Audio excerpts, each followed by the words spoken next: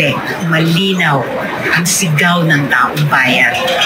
Itaas ang sahod, ibaba ang presyo ng bilihin, at tiyaking may pananagutan ang nasa kapangyarihan. Ito ang oposisyon sa Senado at sa Kongreso. Hindi ito simpleng comeback. Pinapatunayan lamang ng halalang ito na hangad pa rin ng masang Pilipino ang pamahalaang may puso, may prinsipyo at may tapang manindigan. Ang makasaysayang tagumpay ng aking minamahal na Akbayan Party List ay bunga ng tiwala at pagkilos ng taong bayan. Once more, the Filipino people have brought Akbayan to the top of a very hard-fought party list race. Buong puso akong nagpapasalamat sa solid supporters ng Akbayan sa pananatili at pagbitbit sa ating partido sa bawat sulok ng bansa.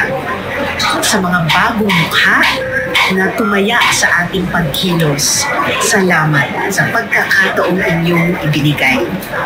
At special shout out sa ating kabataang botante na nagsilbing game changer sa eleksyong ito. Welcome back rin sa aking mga kaibigan, sina Senator Kiko Pangilinan at Senator Bam Aquino. Kayo ang mga boses na kailangan natin sa Senado sa mga darating na araw. I look forward once again working with you for the good of the people. Siyempre, masaya ako at kasama ng Akbayan sa susunod na Kongreso ang mamamayang liberal sa pangunguna ni former Senator Laila De Lima sa pagsulong sa hustisya, karapatang pantao at malinis ang gobyerno. Simple, malinaw ang sigaw ng taong bayan. Itaas ang sahod, ibaba ang presyo ng bilihin, at tiyaking may pananagutan ang nasa kapangyarihan. Kasama sina Senator Kiko at Senator Bam at ang Akbayan Party List at mamamayang liberal sa Kongreso.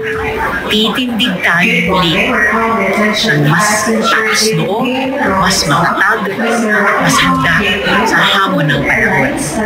At sa milyong-milyong bagong kasama natin sa laban, maligayang pagdating. Kaya natin.